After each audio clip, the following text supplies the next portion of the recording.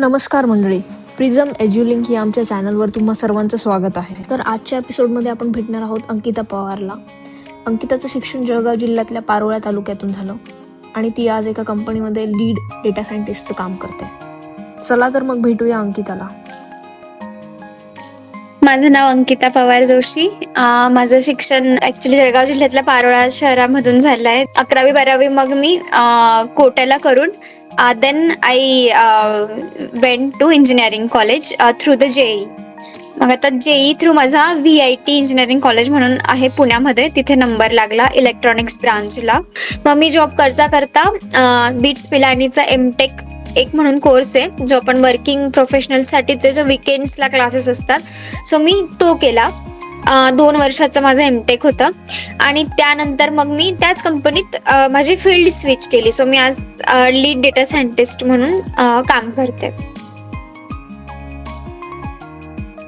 11वी-12वी कोट्याला admission घेतलं, पण मला एक गोष्ट खूप वाटते की मी लॅक ऑफ प्रिपरेशन फार जाणवतं मला तिथे, जेव्हा मी तिथे ऍडमिशन घेतली. हा अचानक निर्णय घेतल्यामुळे, कारण तिथले येणारे मोस्ट ऑफ द मुलं जे असतात त्यांचा ऑलरेडी 8वी पासून 5वी पासून कोणी तयारी करत असतं. सो त्यांचा अडॅप्ट करण्याचा स्पीड जास्त असतो आणि त्याचमुळे शिक्षकांची पण शिकवण्याची पद्धत आणि स्पीड त्याचप्रमाणे असतो की त्यांच्या डोक्यात मे बी ते तसंच असतं की ही मुलं थोडंसं काहीतरी बेस प्रिपेअर करून आलेत आणि आपण डिरेक्टली मराठी माध्यमातून तिथे शिकायला जातोय.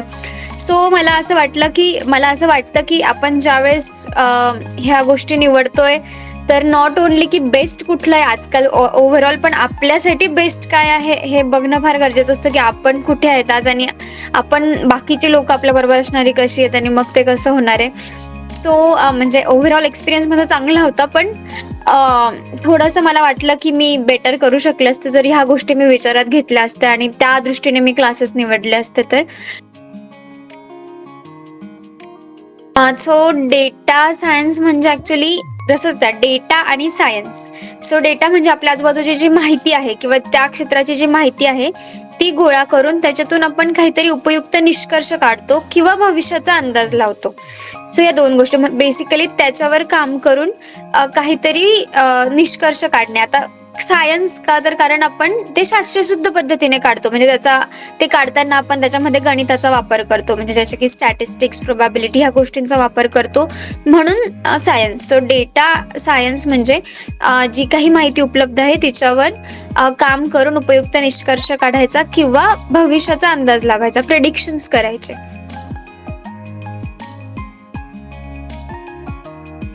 डेटा सायन्समध्ये जर असं कामाच्या लेव्हलने बघितलं गेलं तर एक असतं की तुम्ही डेटा गोळा करतात, आधी त्याच्यावर काम करतात. सो त्याच्यात डेटा क्लिनिंग करणं, डेटा अनालिसिस करणं ते आलं.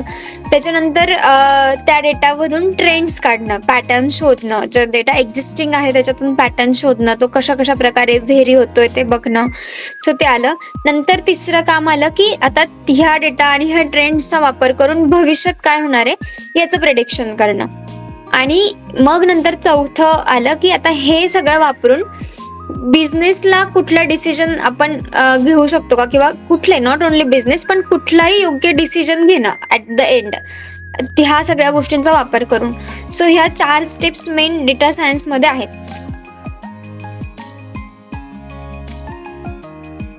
बेसिक स्किल जर तुम्हाला विचारले की यासाठी कुठले कुठले लागतील, तर एक असतं प्रोग्रामिंग, कारण आपण हे सगळं कम्प्युटरमध्ये करतो असतो तर प्रोग्रामिंग तर लागतंच. त्याच्यानंतर मॅथ्स आणि प्रोबॅबिलिटी, कारण आपण ह्या सगळ्या ट्रेंड्सचा वापर करून काहीतरी प्रेडिक्शन करणार असतो, सो तर त्यासाठी मॅथ्स आणि प्रोबॅबिलिटी लागतं. त्यानंतर तुझं असतं लॉजिकल थिंकिंग आणि बिझनेस अंडरस्टँडिंग. सो ह्या सगळ्या गोष्टी तुला हे स्किल्स लागणार आहेत एक ओव्हरऑल पद्धतीने मी बघितलं तर. पण आता डेटा सायन्स आहे ना, ही एक वास्ट टर्म आहे, खूप वास्ट टर्म, आणि याच्यात वेगवेगळ्या जॉब्स तू असं म्हणू शकते. ऍक्च्युली कंपनीच्या रिक्वायरमेंटनुसार स्किल्स चेंज होतात.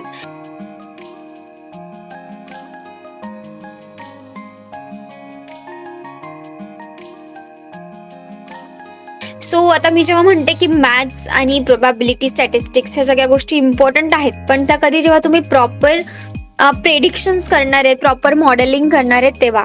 पण कधी काय होतं की जसं डेटा अनालिस्ट आहे, सो त्यांचं काम काय असतं की जो काही एक्झिस्टिंग डेटा आहे त्याच्यावरच काम करायचं, त्याला क्लीन करायचं, त्याच्यातले पॅटर्न्स फाइंड करायचे, त्याच्यावर पॉवर BI रिपोर्ट्स बनवायचे लाईक. सो त्यामध्ये तुला मॅथ्स आणि प्रोबॅबिलिटी फार काही लागणार, म्हणजे बेसिक थोडंफार SQL वगैरे त्याच्यासाठी लागेल, पण फार काही असं लागणार नाही की जे तुम्हाला एक नॉर्मल यांना माहिती असतं त्याप्रमाणेच लागणार आहे. सो मग हा जॉब तुम्हाला असं काहीतरी पाहिजे असेल तर त्यासाठी तुम्हाला मॅथ्स आणि प्रोबॅबिलिटीची गरज नाही, तुम्हाला कोडिंग लागते बऱ्यापैकी. आणि सेम झालं डेटा इंजिनियर म्हणजे पूर्ण डेटाच्या पाईपलाईन बनवणे मोठा, कारण डेटा खूप जास्त असतो तर त्याचं व्यवस्थापन, त्याला डेटाबेस मॅनेजमेंट आपण म्हणतो. नंतर डेटा क्लिनिंग आणि मायनिंग, म्हणजे त्याच्यातून योग्य तो डेटा, कारण इतका डेटाचा भांडार आहे तर आपल्याला खरंच लागणारा डेटा शोधून काढायचा. सो ह्या सगळ्या गोष्टी म्हणजे करणं, मग ते फक्त डेटा इंजिनियर, याच्यात फक्त कोडिंग, यामध्ये तुम्हाला जास्त बाकी गोष्टीची गरज पडत नाही. आणि मग आलं ते बिझनेस अनालिटिक्स.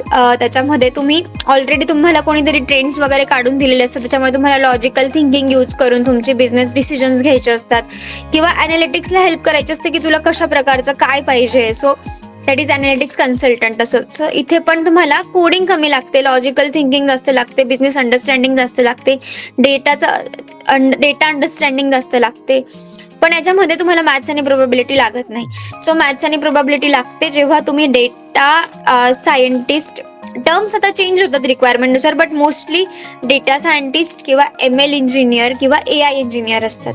सो इथे तुम्हाला काय असतं की तुम्हाला त्या डेटाचा यूज करून ट्रेंड्स आणि पॅटर्न्स तर फाइंडच करायचेत, पण ते कम्प्युटरला पण शिकवायचेत की हे पॅटर्न तू शिक, आणि असा परत एक डेटा आला तर तू त्याला काय म्हणणार, त्याला कशामध्ये, कुठल्या कॅटेगरीमध्ये पुट करणार. तर जेव्हा आपल्याला हे प्रिडिक्शन करायचं असतं तेव्हा आपण त्यामध्ये, कारण मॅथ्स यूज करून एक मॉडेल बनवत असतो, एक इक्वेशन बनवत असतो की ज्याला पुढचा येणारा डेटा सॅटिस्फाय करणार आहे. ह्यामध्ये मॅथ्स आणि प्रोबॅबिलिटीचं नॉलेज मस्ट आहे तुम्हाला.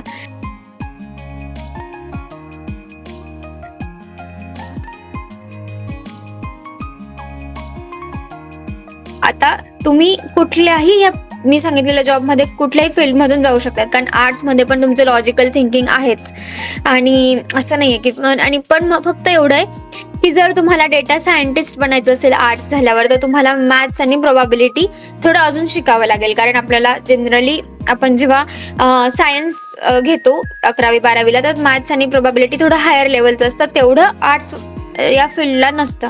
सो तुम्हाला एक्स्ट्रा एफर्ट्स घेऊन थोडं जास्त शिकावं लागेल प्रॉपर मॅथ्स आणि प्रोबॅबिलिटी, आणि बाकीच्या गोष्टी पण, डेटा मायनिंग असो, मॉडेलचं ज्ञान असो, म्हणजे आता वेगवेगळे मॉडेल्स आहेत ऑलरेडी, सो ते पण आपल्याला शिकावे लागतात. सो ते पण जर तुम्हाला समजा बिझनेस अनालिस्ट व्हायचं असेल कॉमर्स केल्यावर किंवा आर्ट्स केल्यावर, तर तिथे तुम्हाला जास्त गरज नाही, कारण तुमचं सफिशियंट असू शकतं मॅथ्स आणि प्रोबॅबिलिटीचं जे नॉलेज आहे.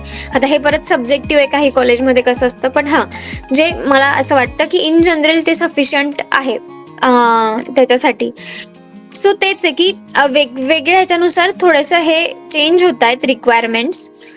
पण जर कॉमर्स नंतर पण तुम्हाला थोडंसं, कारण कॉमर्समध्ये मॅथ्स तर असतंच, थोडं एक्स्ट्रा शिकावं लागतं स्टॅटिस्टिक्स आणि प्रोबॅबिलिटी. पण हे आहे की तुम्हाला तुमचा जो बेस आहे मॅथ्स आणि प्रोबॅबिलिटीचा, तुम्हाला प्रॉपर डेटा सायंटिस्ट व्हायचं तर तो तर पक्का करायचा आहे. एनिवेज तुम्ही कुठल्याही फील्डमधून आला ना, तुम्ही 11वी-12वीला मॅथ्स आणि प्रोबॅबिलिटी जरी तुमचं सायन्स जरी असलं तरी तुम्हाला नंतर एक्स्ट्रा ते शिकावंच लागणार आहे ह्या गोष्टी, कारण that is very important.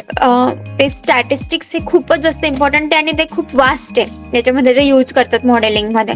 So ते तुम्हाला त्याचा बेस कम्प्लीट क्लिअर करावा लागतो जर प्रॉपर डेटा सायंटिस्ट व्हायचं असेल तर.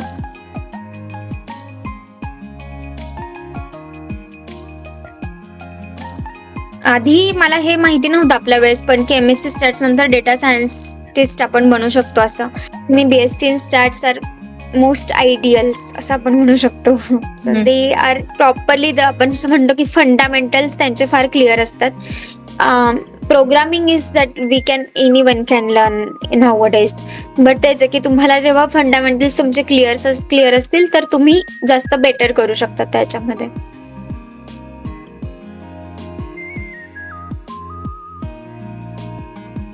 येस, आणि इंजिनिअरिंगमुळे काय असतं की लॉजिकल थिंकिंग खूप जास्त डेव्हलप झालेली असते आपली. So problem solving skills are very much at higher level. So even if you don't know खूप भारी स्टॅट्स मॅथ्स, बट तुमचे प्रॉब्लेम सॉल्विंग स्किल्स आणि अनालिटिकल थिंकिंग खूप भारी असल्यामुळे यू कॅन डू इट. आजच्या इंटरव्ह्यूमधून आपल्याला शिकायला मिळालं की मोठ्या मोठ्या कंपन्या आपल्या बिझनेस डिसिजन्स कशा घेतात आणि डेटा सायन्स हा किती पॉवरफुल टूल आहे या कंपन्यांसाठी.